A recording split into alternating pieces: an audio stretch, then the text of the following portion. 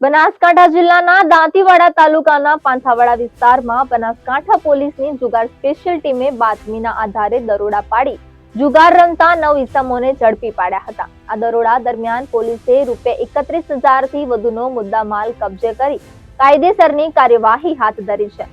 જાણવા મળ્યું છે કે ઇસ્માઇલ રફીક સોલંકી અને તેનો ભાઈ સાકિર રફીક સોલંકી આ વિસ્તારમાં પૈસાની હારજીત અને વરલી મટકાનો જુગાર રમાડતા હોવાની માહિતી મળી હતી. આ બંને ભાઈઓ દ્વારા વિસ્તારના અલગ અલગ સ્થળોએ જુગારના અડ્ડા ચલાવવામાં આવતા હતા, જેના કારણે અનેક પરિવારો આર્થિક રીતે બરબાદ થયા હોવાનું સ્થાનિકો દ્વારા જણાવવામાં આવ્યું છે. જો કે દરોડા દરમિયાન ઇસ્માઇલ અને સાકિર બંને ભાઈઓ હાજર ન હોવાથી તેઓ પોલીસની ધરપકડથી બહાર રહ્યા છે. પાંથાવાડા પોલીસ મથકની ટીમે બાતમીના આધારે આ કાર્યવાહી હાથ ધરી હતી અને 9 જુગારીઓને ઝડપી લીધા હતા. સ્થાનિક લોકોએ આ જુગારના અડ્ડાને સંપૂર્ણપણે બંધ કરાવવા અને આરોપી બંને ભાઈઓની પકડી કાર્યવાહી કરવાની માંગણી કરી છે.